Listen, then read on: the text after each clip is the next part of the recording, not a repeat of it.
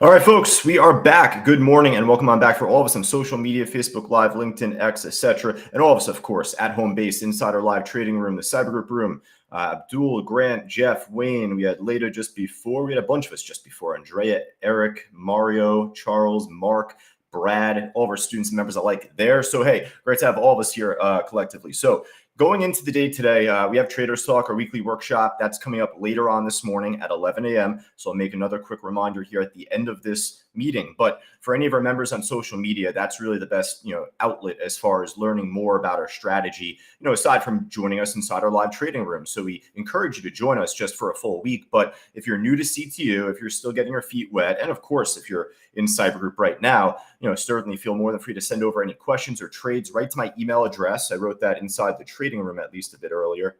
I'm going to post that in stream as well. Just my email there, josh@ctutrading.com. Again, if you're Wendy, Grant, Michael, Brad, you certainly got my email already. I encourage you to send over any trades or questions early.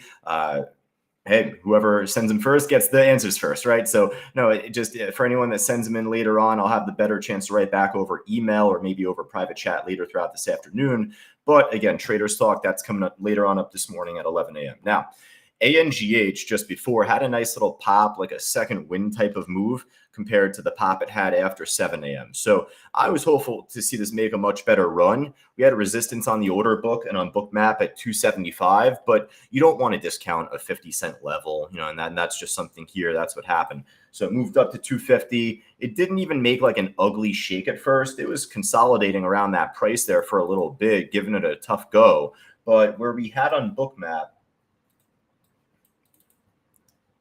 right here, and it was more so from the morning. We were looking to see this try and run up higher, make a move potentially up to 275, just to stalled out at 250, right? It broke over the VWAP. That's where we were hoping to see support build from there. We actually had an iceberg on the buy side showing up at the time before this had popped. So things were looking good until they didn't look good, right? So, it's just to say what happens when you take your foot off the gas pedal. For a car, well, it just slows down. For a stock, it slows down and then goes into reverse for you. So the ANGH trade, it's up off of some news this morning. I saw it just a moment ago here. Looks like they received a $50 million cash investment from OSN Group, private company, I guess. Other stuff there with the headline. But nevertheless, though, it's up like 42%. It's got good volume on the book here. Don't get me wrong. I'm going to add this to our list. It's hard for me not to, just to begin. ANGH, who's on our pre-market list. It's going to be on our main morning watch list now. But if you were to ask me what the direction of this stock is like over the last 30 minutes, better make a pop soon to make a higher high for this to be a higher low building. But if not, then you can't really say like too much upward. Like, yeah, it's up 40%. Yeah, it's coming off good news. But the last 30, 40 minutes here, yeah, moved up and now it's moving down. So you can't necessarily guarantee like another run up on this trade. We'll put it on our list to start. That's for sure. Now, hey, if you're joining us later on this morning in Traders Talk, our weekly workshop, we're going to be going over a trade CDIO here. So I actually had covered this just yesterday on Bookmap's YouTube channel. So take a look at that as well while you're at it. But at least from yesterday, I want to recap this trade more in our workshop. Stock had popped up pretty nicely in pre-market, trending upward, leading into the 9 o'clock move, 9:30. Fell a tiny bit flat prior to the open, but you can't really tell me that direction it is down before the opening bell. So you want to follow that consistent trend. And over time, it pulled back, but we ended up seeing the higher lows continue to build, moved up nicely. So CDIO, great trade from yesterday. What goes up does come back down, though. Yesterday's runner is now our top percent loser here today, or one of them, CDIO. So I'm going to actually just put this on our side list. I'm not really intending on following this much at all today. If it ends up making one more pop up for us, then I'll give it a second look at that stage. But we're talking ifs and maybes there. So right now we're going to pass on that. It's not really looking good at all. But again, we'll cover this one more so in our workshop, Traders Talk, at least later on this morning. Now, let's really just run it from top to bottom because I tell you, we're still in holiday week here, obviously, Thanksgiving. If you were outside the United States, we are closed on Thursday, not just the stock market, but obviously CTU here. And with that, we're going to be back Friday. You'd think, well, hey, market's not really doing too much. it's a half day. There's still going to be some people there. So we're going to be open at least as normal in the morning on Friday. And then, we'll close on a half day, at least at 1 o'clock. But it's just to say there's not really too much out there news related. There is NVIDIA earnings out of all things coming up, I think today, if I'm not mistaken. So that's like the only thing that I think a lot of traders are kind of like looking at. There's the Fed minutes meeting today, tiny, smaller Fed meeting actually today that ends at 2 p.m. So there should be some hesitation before that. That's what I'm telling you. There's not going to be really too much that's going to be too tempting for me this morning. I hope I'm wrong with that. And as I've been talking, I hope that there's been a stock that has popped up really well. What we'll do is just, again, go from top to bottom here. Again, stocks like this on the gainers list, though, it's very spotty and like basically no one on the order book right now in pre-market. We're being slow right now, TradeStation again, huh? Being slow. I feel it already. SYM, just a little expensive. Popped nicely in the after hours yesterday. Maybe that was earnings related, but don't really follow the company too much. CANF, this stock I was a little leery of this morning in pre-market. I didn't put it on our list. I've seen this pop and drop too many times for my liking over the years. And with that, it didn't really do much. So I'm happy with that decision. Doesn't mean that it's not going to pop. Doesn't mean that it can't pop at some point today. No, I mean, there's a chance, and hopefully the bigger issue on this trade is still the liquidity. You would really hope for such a cheap trade here in pre-market. It's still up 15%. Like, why hasn't this filled in more? So you definitely hope for it too at 9:30 when the market opens up. Let me just even check to see if there's any news out on this stock. I didn't even care to do that earlier. So, there's a little headline out here in regards to participation of a phase 2 liver cancer study treated with, I guess, one of the drugs. But, on a day like today, I guess we're kind of forced, right? I'll add this to our list in hopes of the order book filling in a lot more than what it's at right now. But if it doesn't, then I would just pass. It's a pop and drop stock, meaning that don't get caught on the way down. It's just a loser of a trade over the years. Same with INVO. We had our fun on INVO for maybe a day a couple weeks ago, and just hasn't really done a whole lot since. It's up 13% today. It's near $2, but basically where it was yesterday, right? It was like around 190-ish. All right, so again, later on this morning, if that could pop and show us better, movement, more conviction, then we'll call it out. I got to go to Dick's Sporting Goods here at some point over the week. Hanukkah, gotta get some gifts. Dick's Sporting Goods, though, probably earnings related as well. Just had a nice pop. A little expensive for us, and just normally don't have good volume on the book. I'll tell you, comparison apples to oranges here. AMD to Dick's Sporting Goods.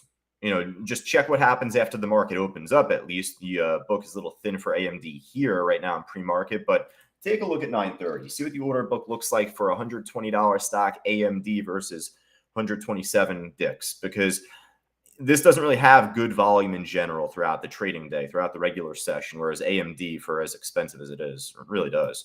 So that's kind of like the reason why I follow AMD a lot more. Obviously, same with Tesla too, and Coinbase to a good degree as well.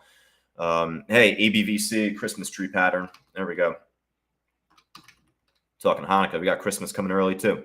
Look at that. Nice Christmas tree there. But what goes up comes back down. And just look at the daily chart. Come on. History can repeat itself, definitely. So we're going to write this loser off right now. This thing's garbage. CNTB is on our pre-market list. This actually had good volume on the books. I was, saying if this can make a higher high, hopefully this can make a pop after 8 a.m. Never did. But at least I'd rather follow something with better liquidity there at the time. This is still a loser now. It looks like this was on a nice run up over the last several days, last couple weeks at that. And yesterday it pulled back, or even at that Friday pop and drop. Then yesterday it gapped up and then tanked. And then obviously now it looks like it's only going to drop more now at this stage. So, I'd definitely pass on the CNTB here for the meantime. Had a call out from one of our traders in our room, and hey, we're familiar with COSM, so I was actually looking forward to looking at this chart, seeing what it would look like. But obviously, much like ABVC, Christmas tree. All right, this might be more of like the Burj Khalifa here. Even a sharper pop up and down. All right, so what else we got here, folks? AI. Wow, actually, that's right. So, on top of everything with Chat GPT, like OpenAI, that company, and Microsoft, if you've been into that with over the weekend, This company, C3 AI, had just completely got crushed yesterday afternoon. It was as soon as we finished up the meeting. As soon as I finished up the afternoon meeting at 2:30, this thing just got smashed. And that's where I told our students here in the chat board, like, we always say start and stick with the watch list, but folks, when we get something dropping this much and trading this much volume within the first 2-3 candles, add it to the list. Come on, it's like the exception there. So what was the news out on this thing? It was trading lower following a report suggesting this company here, cut jobs last week. So it looks like that for cost savings and performance issues, it looks like altogether. So led to a big drop off. It's up like 3% here today, but just because it's up right now, it's coming off bad news. So a little dead cat bounce overnight, but I'm not really too interested in it here for a long or short, really anything as much. Hard to borrow as well. But, again, very, very situational. If this ends up making a very strong pop after the first 5-10 minutes of the open, pops up on our scanners again, we'll call it out. We'll look at it there. But for right now, we're not going to put it on our main list.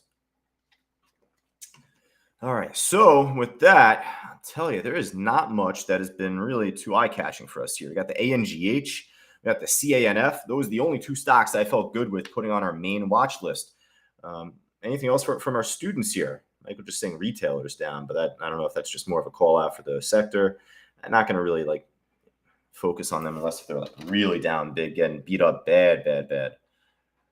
Macy's here. Oh boy, Trade Station. We are slow today. Sheesh. Cole's down 5%. Down 5%. If you get a nice little drop off in the market, could that be a short? Potentially. Just you'd want the order book to fill in a lot more, and overall, we'll keep it on our side list at least. But if anything, Kohl's wouldn't be terrible because it's down like 5% plus. But let's hop over to the loser side. I didn't have the chance to do that just yet. So let's see if there's anything looking just as good, if not better, from here. There's our Kohl's right there on the losers list, number 11 technically on my scan. There's the AEO down even more. Just got crushed, looks like, likely off their own earnings too. All right, so AEO I'll at least add just out the gate because it's down so much, and you certainly hope for the order book to fill in a lot more here, but it's just more kind of down, and this is directly coming off of news of its own likely earnings. Yeah, AEO looks like they beat earnings and they beat year over year. So there's got to be more to it than that. So I'm sure that they ended up, losing compared to the estimates for this given quarter, but year over year, they showed double beat, but obviously down 15% or so. So AEO I'll add, but otherwise, let's see if there's anything from our scan here. One last go around. Nothing right here, you could tell. That's fine. Hey, I did my job. We went through pretty much everything right there, folks. Again, last call at the horn. Let me know if there's anything else looking good. Got RBR joining us. I thought that was actually another member on YouTube that's actually a routine member here joining us, one of our students, in fact. But Trader R8R, I got to get new contacts there. Sorry there. Trader R8R saying GPAC, Benzinga under $1. It's at 46%. Yeah, I mean, it popped up pretty nice and actually up over $1. So if it actually stuck a lot better over the last few minutes, it would have been a hell of a call out. But much like the other trades, it's the Christmas trade. It's the Burj Khalifa here. All right. So, with that said, I think that we know the theme, right? We know the theme for today. It's a pop and drop day. We got the Fed minutes meeting at 2 p.m.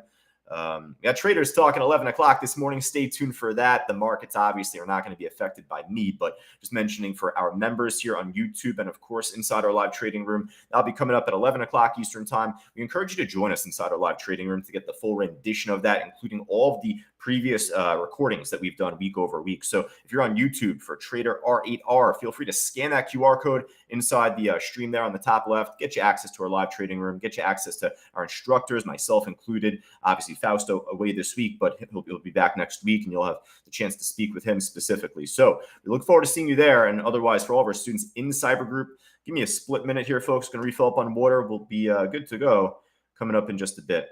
Yes, Mike, I had made mention of that at the very top of this meeting. You got the Fed minutes meeting here this afternoon, 2 p.m. Eastern time, 2 p.m. So probably some hesitation, I was saying there at the top. Chuck saying cold, one of his side list tickers, ETF, but natural gas, trying to inch up a little bit. It's up like 2%. Not really doing too much there, but hopefully it pops or chuck there. But otherwise, folks, we got 3 on our list. Nothing too special. I would take it easier heading into the morning. I really wouldn't look to overshoot anything or just jump into something to jump in. Today is not the day for that. Sit on your hands, especially the first 5 minutes, and we'll go from there. All right, folks, we'll talk to you all soon. Take care.